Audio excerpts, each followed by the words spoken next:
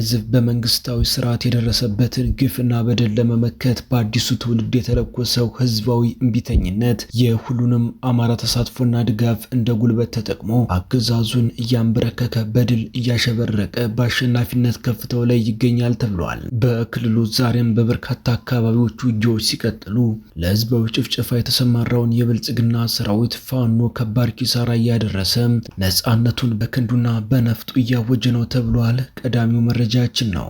ላለፉት 3 ዓመታት የአማራን ህዝብ ሲገድል የነበረው ፊልድ ማርሻል ብርሃኑ ጁላ የመጨረሻው ካርድ ተመዞበታል። ከሆዴድ አፈትልኮ የወጣውን ጥብቅ መረጃም ተሰሙታላችሁ። ሁሉም ፖሊስ ለዘመቻው ይዘጋጅ ተባለ። ህወሓት የጦርነት ዝግጅቱን ማጠናቀቁን አስመልክቶ ለክልሉ ፖሊስ አባላት ባደረገው ገለጻ ሁሉም የፖሊስ አባላት ለግዳጅ ዝግጁ ሆኖ መጠበቅ አለበት ብሏል። እስከ መጨረሻው ድረስ አብራችሁን ከቆያችሁ ወደ እናንተ ይደርሳል። ሰላም ጤና ይስጥልኝ። የተወደዳችሁና የተከበራችሁ በመላው ዓለም የምትገኙ የኢትዮ ላይቭ ኒውስ ቤተሰቦች እንደምንቆያችሁን አሁን ለሰዓቱ መደመጥ ያለባቸውንና ትኩረት የሚሹ በርከት ያሉ መረጃዎችን ይዘን ቀርበናል። እናንተም እስከ ዝግጅታችን ፍጻሜ አብራችሁን እንድትቆዩን በአክብሮት እየጋበዝን አሁን በቀጥታ ወደ ዝርዝር መረጃዎቹ እናልፋለን። አማራ ህዝብ በመንግስታዊ ስርዓት የደረሰበትን ግፍና በደል ለመመከት በአዲሱ ትውልድ የለኮሰው ህዝባዊ እምቢተኝነት የሁሉንም አማራ ተሳትፎና ድጋፍ እንደ ጉልበት ተጠቅሞ አገዛዙን እያንበረከከ በድል እያሸበረቀ በአሸናፊነት ከፍታው ላይ ይገኛል ተብሏል። ቢቻል እንደ ህዝብ አማራን ከምድረ ገጽ ለማጥፋት ቢያንስ ግን በባርነት አንበርክኮ ለመግዛት አስቀድሞ በከደሙለት የባዕዲን ብልጽግናዎች እየታገዘ ጦርነት ያዘመተው ስርዓት ባልጠበቀው ሽንፈት ሀገራዊ ብቻ ሳይሆን አጉራዊና ዓለም አቀፋዊ መዋረድ ደርሶበታል ነው የሚባለው። በሽንፈቱ ሀፍረት የማይሰማውና ባልሞት በተጋዳይነት እንጥፍጣፊ እድሉን እየሞከረ ያለው የአብይ አህመድ ዙፋን ጠባቂ ኃይል በአማራ ግዛቶች በየስርቻው እየገባ እስከ ወዲያኛው እየተሸኘ ይገኛል። ፋኖም ለህዝባዊ ጭፍጨፋ የተሰማራውን የብልጽግናን ሰራዊት ከባድ ኪሳራ እያደረሰ በክንዱና በነፍጡ እያወጀ ነው ተብሏል። ውጊያዎች አሁንም ተጠናክሮ የቀጠሉ ሲሆን በወሎ ምዕራባዊ ቀጠና ፋኖ ካገዛዙ ኃይል ጋር አስደናቂ ፍልሚያ እንዳደረገ ታውቋል። በአፄ ቴዎድሮስ የእምቢተኝነት ምድር መቅደላ ኮሬ በተባለ ቦታ ላይ የገባው የብልጽግና ኃይል ኪሳራ እንዳስተናገደ ተነግሯል። ከደሴ ተነስቶ ከባድ መሳሪያዎችን አክተልትሎ የገባው ያገዛዙ ጦር በቤተ አማራ ጀግኖች ተደቁሶ ሙትና ቁስለኛ ተደርጓል ሲሉ የመረጃ ምንጮች ገልጸዋል። በተያያዘም በሰሜን ወሎ ዞን የምትገኘው ወገል ጤና ከተማ በፋኖ ኃይሎች ቁጥጥር ስር መግባቷ ተሰምቷል።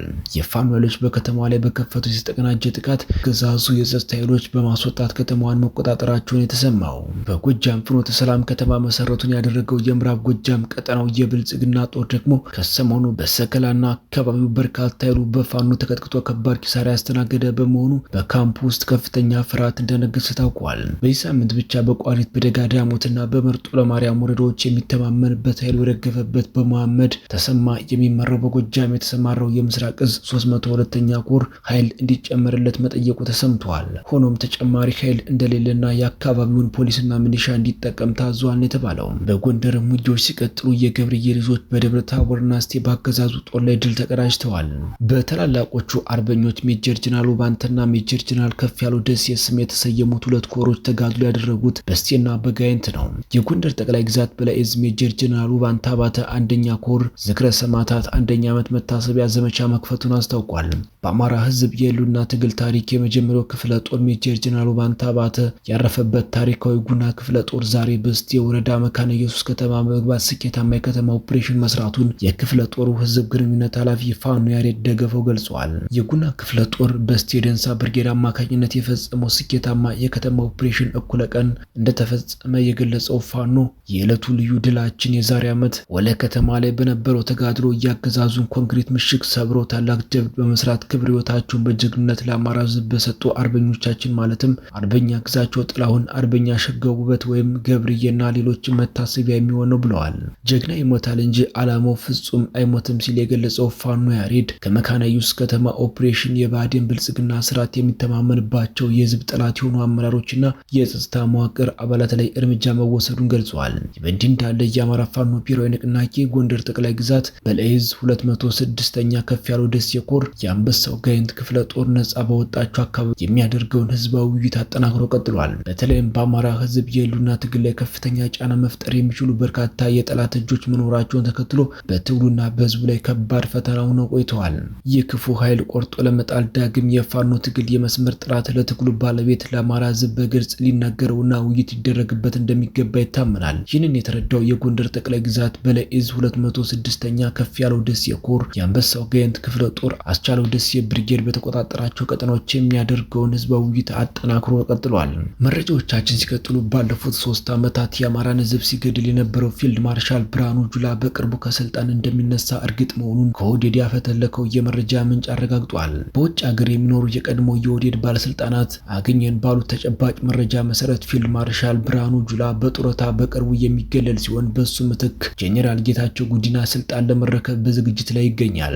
ባለሀብቱ ብርሃኑ ጁላ ህዝብን ከፈጀና ካስፈጀ በኋላ አዲስ መኖሪያ ቤት ተገንብቶለት ጭምር በዚያው እንዲኖር ዝግጅቱ መጠናቀቁን የገለጸው የመረጃ ምንጩ አዲስ የሚተካው ጄኔራል ጌታቸው ጉዲና ግን በኢትዮጵያ ህዝብ ላይ የባሰ መከራን ይዞ እንደሚመጣ ጠብቁ ሲል አስጠንቅቋል። ጄኔራል ጌታቸው ጉዲና የኋላ ታሪኩ ይፋ የሆነ ሲሆን ከህወሓት ዘመን ጀምሮ የኢትዮጵያ ህዝብ ላይ ግድያ በመፈጸም እኩይ ተግባር እንደሚታወቅም ተመላክቷል። የምስራቅ ዕዝ ምክትል አዛዥ በመሆን ስልጣን ሀብሎ የጀመረው ጄኔራል ጌታቸው ጉዲና በሶማሌና ኦሮሞ ህዝብ መካከል የተፈጠረውን አለመግባባት ሽፋን በማድረግ ከፍተኛ ኢሰብአዊ ድርጊት በመፈጸም ይታወቃል ተብሏል። በዚህ ተግባሩ ሹመት በማግኘት የአጋዚ ጦር ዋና አዛዥ ለመሆን እንደበቃም ይነገራል። የአጋዚ ጦር ዋና አዛዥ ከሆነ በኋላም ከህወሓት የሚሰጠውን ቁልፍ ኦፕሬሽኖች በመምራት በህዝብ ላይ እርምጃ ከመውሰድ ወደ ኋላ የማይል እንደሆነም በተግባር አረጋግጧል ተብሏል። በዚህ አፈጻጸሙ ከነ ጄኔራል ሳሞራ እጅግ ከፍተኛ አድናቆት ያገኘታቸው ጉዲና አብይ አህመድ ወደ ስልጣን ሲመጣ ደግሞ ያሳደገውን ህወሓት መልሶ እንዲቀጣ ወደ ትግራይ ልኮት የሰሜን ዕዝ ዋና አዛዥ አድርጎት እንደሾመው የታሪክ መስገቡ ያስረዳል። ትግራይ ከሄደ በኋላ በህዝብ ላይ የተፈጸመውን በደል በመምራትና በጅምላ በመጨረስ ከፍተኛ ተሳትፎ ሲያደርግ እንደቆየም ይነገራል። በአፈጻጸሙ ደስተኛ የሆነው አብይ አህመድን በዚህ ሰዓት ጄኔራል ጌታቸው ጉዲናን ወደ ምዕራብ ኢትዮጵያ በመላክ ሪሴፍ የተባለውን የሱዳን ታጣቂ ቡድን እንዲያደራጅ ተልዕኮ ሰጥቶታል። በዚህ ሁኔታ ነው እንግዲህ ይህ ግለሰብ ወደ ጠቅላይ ኤታማዦር ሹም ለመመደብ በአብይ አህመድ የታጨው ሲል የመረጃ ምንጩ ገልጿል። ፊልድ ማርሻል ብርሃኑ ጁላ ምንም እንኳን ህዝብን የሚገድል የነበረ ቢሆንም ከነጌታቸው ጉዲና ጋር ሲነጻጸር ግን ፊልድ ማርሻል ብርሃኑ ጁላ መልአክ ያህል ተደርጎ እንደሚቆጠር በመግለጽ ላይ ነው። አብይ አህመድ አሁን እየወሰደ ያለው የመተካካት እርምጃ በኢትዮጵያ ህዝብ ላይ ሌላ ዙር መከራን ይዞ እንደሚመጣም የመረጃ ምንጩ ጨምሮ አስጠንቅቀዋል። ማንም ቢሄድ ማንም ቢመጣ የኦህዴድ ሰዎች የኋላ ታሪክ ጥፋት ብቻ በመሆኑ አሁንም ለውጥ የለም ባይ ናቸው። አዲስ የሚመጣው ኤታማዦር ሹሙ ጄኔራል ጌታቸው ጉዲና ከወዲሁ ለወዳጆቹ ደስታውን በመግለጽ ራው ደግሞ የኔ ነው የሚል ንግግር ሲናገር መስማቱን እነዚሁ የኦህዴድ የቀድሞ ባለስልጣናት አጋልጠዋል። መረጃዎቻችን ሲቀጥሉ ህወሓት የጦርነት ዝግጅት ማጠናቀቁን አስመልክቶ ለክልሉ ፖሊስ አባላት ባደረገው ገለጻ ሁሉም የፖሊስ አባላት ለግዳጅ ዝግጁ ሆነው መጠበቅ አለበት፣ ይህ ዘመቻ የመጨረሻ ዕጣ ፈንታችን የምንወስንበት ነው በማለት በፓርቲው ምክትል ሊቀመንበር አማኑኤል አሰፋ በኩል አሳስበዋል። አቶ አማኑኤል አሰፋ ለክልሉ ፖሊስ አዛዦችና አመራሮች ባደረጉት ገለጻ ጦርነቱ ቀሪ አለመሆኑን ገልጸው በተለይም የትግራይ ግዛታዊ አንድነት እስካልተመለሰ ድረስ መቀመጥ የለብንም፣ ለዚህ ደግሞ ሁሉም የትግራይ ህዝብ ዝግጁ ሆኗል፣ ፖሊሳችንም ለዚህ ዘመቻ ራሱ ማዘጋጀት ይገባዋል በማለት አሳስበዋል። አቶ አማኑኤል በዚህ ገለጻቸው የፕሪቶሪያውን ስምምነት ህወሓት ሙሉ በሙሉ ተፈጻሚ ቢያደርግም የብልጽግናው መንግስት ግን ስምምነቱን አለማክበሩን አስታውቀዋል። በተለይ ይላሉ አቶ አማኑኤል የትግራይ ህዝብ መሰረታዊ ጥያቄ የሆኑት ግዛቶቻችን ሊያስመልስልን አልቻለም፣ አሁንም ድረስ ግዛታችን በጠላቶቻችን እጅ ናቸው፣ ይህ ዘመቻ ጠላቶቻችን አጥፍተንና በመቃብራቸው ላይ የትግራይ ሉዓላዊነት የምናጸናበት ነው ማለታቸውን የክልሉ ቴሌቪዥን ዘግቧል። ይህ ዘመቻ የፕሪቶሪያውን ስምምነት ያላከበሩትን ጠላቶቻችን ክንዳችንን እንዲቀምሱት የምናደርግበትና የትግራይን አሸናፊነት የምናሳይበት ነው በማለት የህወሓትን የወረራ ዕቅድ በግልጽ ተናግረዋል። አቶ አማኑኤል ህወሓት የፕሪቶሪያ ስምምነት አክብሯል ሲሉ የተናገሩት ህወሓትና ብልጽግና ደቡብ አፍሪካ ፕሪቶሪያ ላይ ባደረጉት የእርቅ ስምምነት መሰረት ህወሓት ታጣቂ ቡድኑ ሊበተን የታጠቀውን መሳሪያ ሙሉ በሙሉ ሰብስቦ ለኦህዴድ ብልጽግና ሊያስረክብ ከውጭ ኃይሎች ጋር የሚያደርገውን ግንኙነት እንዲያቋርጥ ተፈናቃዮችን እንዲያስመልስ የታጠቁ ኃይሎችን እንዳይደግፍና የመሳሰሉ ስምምነቶች ነበር የፈረመው። ሆኖም ከዚህ ውስጥ አንዱንም ስምምነት ተግባራዊ ማድረግ አልቻለም። ከዚህ ይልቅ የበለጠ ራሱን ሲያጠናክር መቆየቱ የሚታወቅ ሲሆን ለዚህ ያበቃው ደግሞ የኦህዴድ ብልጽግና ስልታዊ ድጋፍ መሆኑ ይታወቃል። በዚህ መንገድ ራሱን ሲያጠናክርና ለጦርነት ሲያዘጋጅ ከረመው ህወሓት በመጨረሻም የጦርነት እቅዱን መቀበሉን ይፋ አድርጎ ውጊያ የሚጀምርበትን ቀንም አስታውቋል። በመጨረሻም በኦሮሚያና በሲዳማ አዋሳኝ አካባቢዎች ዳግም በተከሰከሰ ግጭት የሰው ሕይወት ሲያልፍ የትምህርት ቤትና የሰብል ምርቶች ወድመዋል። ባለፈው ሳምንት በኦሮሚያ ገርጂ ወረዳ ጉቦ ሄማ ቀበሌና በምስራቅ ሲዳማ ዞን ጭሬ ቀበሌ መካከል ባገረሸው ግጭት የ10 ሰዎች ሕይወት ያለፈ ሲሆን በደርዘን የሚቆጠሩ ሰዎች ቆስለዋል። እንዲሁም በበርካታ ቀበሌዎች የሚኖሩ በሺዎች የሚቆጠሩ ነዋሪዎች ተፈናቅለዋል ሲል በሁለቱም ወገን ያሉ የአካባቢው ነዋሪዎች ተናግረዋል። ነዋሪዎቹ ግጭት በአካባቢው ላይ የነበረን መረጋጋት በእጅጉ ማደፍረሱን ገልጸዋል። የምስራቅ ጉጂ ዞን የገርጂ ወረዳ ነዋሪ በአጠቃላይ በጉጂ በኩል ወደ 12 የሚጠጉ ሰዎች ሲገደሉ ወደ 40 የሚጠጉ ደግሞ ቆስለው በአዶላ፣ ቦሬ፣ ኩያራና ሻሸመኔ፣ ወላይታ ሶዶ እና አዲስ አበባ በሚገኝ ሕክምና ተቋማት በመታከም ላይ ይገኛሉ ተብሏል። በተጨማሪም በርካታ የመኖሪያ ቤቶችና የጉቦ ሄማ አንደኛ ደረጃ ትምህርት ቤት ወድሟል ነው የተባለው።